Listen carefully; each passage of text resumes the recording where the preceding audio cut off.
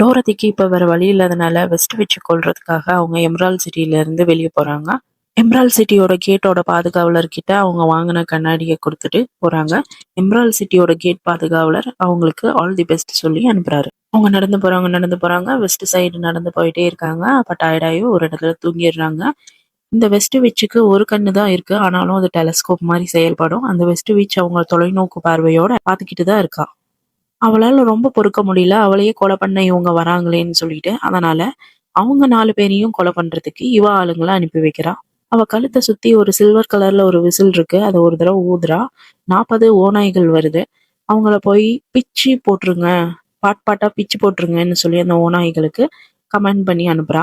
அந்த ஓநாயும் அவங்க கிட்ட போகுது. இந்நேரத்துல அந்த பக்கம் டோரதி ரொம்ப சோர்வாகி தூங்கி போயிடுறா. கூடவே சிங்கமும் தூங்கி போயிடுது. டின்மேனுக்கும் ஸ்கேர்க்ரோக்கும் தூக்கம் இல்லாதனால அவங்க பாதுகாவல் வேலை பாக்குறாங்க. அப்ப டின்மேன் பாக்குறாரு, தூரத்துல இருந்து ஓநாய்கள் கூட்டமா வந்துட்டு இருக்கு. டின்மேன் அந்த ஓநாய்கள் எல்லாத்தலையும் வெட்டி சாய்க்கிறாரு. 40 ஓநாயையும் கொலை பண்ணிடுறாரு. இதை பார்த்து பொறுக்க முடியாத அந்த வெஸ்ட் விச் 2 தடவை அந்த சில்வர் விசில ஊதுறா. அப்போ நிறைய க்ரோஸ், நிறைய காக்கா வருது. 40 காக்கா பக்கம் வந்திருக்கும். அந்த காக்காவோட மகாராஜா கிட்ட வெஸ்ட் விச் சொல்றா, போய் அவங்க கண்கள் காது எல்லாத்தையும் கொத்தி தின்றுங்க அப்படின்னு சொல்றா. காகங்களும் புறப்பட்டு போகுது. ஸ்கேர் க்ரோ தான் அந்த காக்காவோட கழுத்தை திருவி சாகடிக்கிறாரு. இப்படியே 40 காக்காயும் சாகடிச்சிடுறாரு. மறுபடியும் கோபமடைந்த அந்த விச் 3 தடவை அந்த விசில ஊதுறா.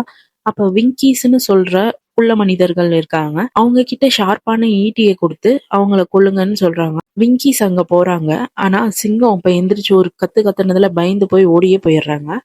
மறுபடியும் அந்த விச் கம்மன் இல்லாம தன்னோட கோல்டு கிரவுனை எடுக்கிறா. அந்த கோல்டு கிரவுனுக்கு ஒரு பவர் இருக்கு. விங்கடு மங்கீஸ், பறக்கக்கூடிய குரங்குகளை கூப்பிடுற அந்த பவர் இருக்கு. பறக்கக்கூடிய குரங்குகளை அவ 3 தடவை அழைக்கலாம். அந்த கோல்டு கேப் யார் வச்சிருக்காங்களோ அவங்க 3 தடவை அழைக்கலாம். அதனால அவ பறக்கிற குரங்குகளை கூப்பிடுறா. ஏற்கனவே 2 தடவை அந்த குரங்குகளை அவ பயன்படுத்தியிருக்கா. இதுதான் கடைசி தடவை.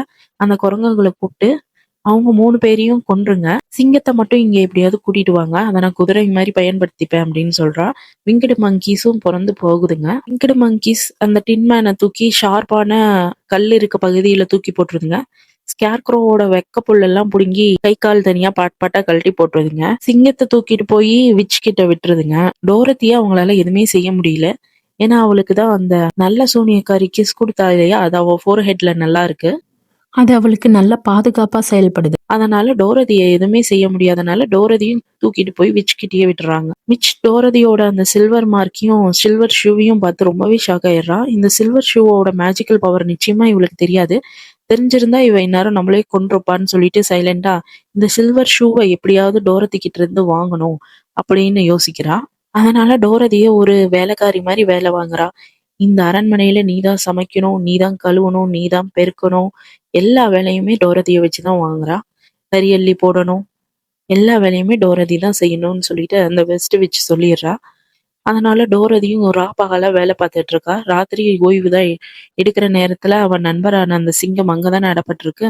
ராத்திரி ஓய்வு எடுக்கிற நேரத்துல மட்டும் அவன் நண்பனான சிங்கத்தை அங்க ஜெயில போட்டு வச்சிருக்கா. அதை போய் பாப்பா. அந்த சிங்கத்துக்கு எந்த விதமான ஃபுட்டும் கொடுக்காம போட்டு வச்சிருக்கா. அப்பதான் அது அவ பேச்ச கேட்கும். ஆனா நைட்டானா டோரதி அதுக்கு கொஞ்சம் ஃபுட்டு கொடுக்குறா. அதனால அந்த சிங்கம் உயிர் வாழ்ந்துட்டு இருக்கு. அந்த சிங்கத்தை பலமுறை அந்த வெஸ்ட் விச் என்னோட ரைடுக்கு வா, எனக்கு அடிப்படின்னு சொல்லியும் அந்த சிங்கம் அடிப்படையாதனால சாகுற வரைக்கும் நீ பட்னி கடந்து ஜெயிலே கடை அப்படின்னு சொல்லி அந்த சிங்கத்தை அவ போட்டு வச்சிருக்கா. இந்த பக்கம் அந்த வெஸ்ட் விச்சுக்கு தண்ணினா ரொம்பவே பயம். அதனாலதான் டோரதி கிட்ட இன்னும் போய் அந்த செப்பலை எடுக்காம இருக்கா. ஏன்னா நைட் ஆனா டோரதி குளிக்க போவா எல்லா வேலையும் முடிச்சுட்டு. ஒரு நாள் பிளான் பண்ணி ஒரு சின்ன கல்லு மாதிரி ஒரு சின்ன மேக்னெட் துண்டை கிச்சன் பகுதியில வச்சிடுறா. அதனால டோரதி வலிக்கு விட்டு விழும் போது கண்டிப்பா அந்த செப்பலும் வெளியே வந்துரும்ன்ற நம்பிக்கையோட அதே மாதிரி டோரதியும் குளிச்சு முடிச்சுட்டு வெளியே வரும்போது கிச்சன் பக்கம் வந்த வாட்டி அந்த மேக்னெட் துண்டு பட்டு வலிக்கி விழுந்துடுறா. ஆனா ஒரு செப்பல் தான் அவ காலில இருந்து கழண்டு வருது. இதை பார்த்து அந்த சூனியக்காரி இன்னொரு சில்வர் செப்பலையும் நான் எப்படியும் உங்ககிட்ட இருந்து பறிச்சுப்பேன் அப்படின்னு சொல்லி சத்தமா சிரிக்கிறா. ரொம்பவே கோபம் அடைஞ்ச டோரதி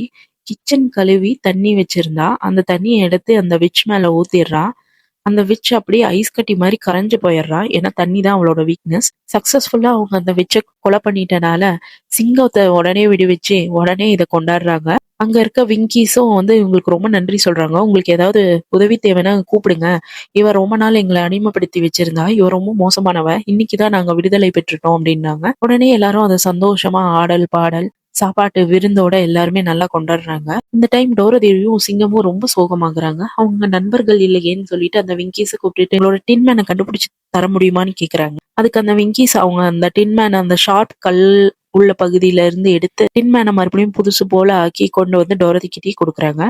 மறுபடியும் டோரதி எங்களுக்கு ஸ்கேர்க்ரோவையும் கண்டுபிடிச்சு தர முடியுமா அப்படின்னு கேக்குறாங்க. டோரதி தான் அந்த வெஸ்ட் கண்ட்ரியோட ராணி மாரி. அதனால அந்த வெங்கிஸ் தாராளமா உங்களுக்காக நாங்க சந்தோஷமா செய்வோம் அப்படின்னு சொல்லிட்டு ஸ்கேர்க்ரோவுக்கும் புது வைக்க புல்லு புது ட்ரெஸ் போட்டு ரெடி பண்ணி கொண்டு வந்து ஃப்ரெஷ்ஷா குடுக்குறாங்க. டோரதி ரொம்பவே சந்தோஷப்படுறா.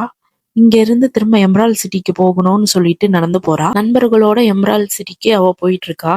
ஆனா அவங்களுக்கு வழி திரும்ப தெரியாதனால ஒரு அடர்ந்த காட்டுல வந்து அந்த டின்மேன் ஒரு எலிக்கு உதவி செஞ்சாரு இல்லையா, அந்த இடத்த ரீச் பண்ணிடுறாங்க. அங்க இருந்து அந்த எலிகிட்ட நாங்க எம்ரால்ட் சிட்டிக்கு போகணும். அதனால நீ எங்களுக்கு உதவி செய் அப்படின்னு அந்த எலிகிட்ட கேட்கும்போது, உங்க கையில தான் கோல்டன் கிரவுன் இருக்கே. அந்த விங்கடு மங்கீஸ கூப்பிட்டு எம்ரால்ட் சிட்டிக்கு நீங்க பறந்தே போகலாம்னு சொல்லும்போது டோரத்தியும் அதை செய்யறா. அந்த கிரவுன்ல இருக்க மந்திர வார்த்தை எல்லாம் படிச்ச உடனே விங்கடு மங்கீஸ் வராங்க. அவங்கள நொடியில தூக்கிட்டு போய் எம்ரால்ட் சிட்டில விட்டுறாங்க. இவங்க சந்தோஷமா போய் அந்த கேட்ட தட்டி திரும்ப அந்த கிரீன் கிளாஸஸ் எடுத்து மாட்டிக்கிட்டு அந்த சிட்டிக்குள்ள போறாங்க. நாங்க விசார்ட் ஆஃப் ஓஸ பாக்குறோம். அவங்க குடுத்த வேலைய நாங்க முடிச்சிட்டோம் அப்படின்னு சொல்றாங்க. விசார்ட் ஆஃப் ஓஸ் இன்னைக்கு நீங்க ரெஸ்ட் எடுங்கன்னு சொல்லியிருக்காரு. நாளைக்கு அவரை பாக்குறதா அப்படின்னு சொல்லியிருக்காருன்னு சொல்றாங்க. அவங்களும் சரின்னு சம்மதிச்சு ரெஸ்ட் எடுக்குறாங்க.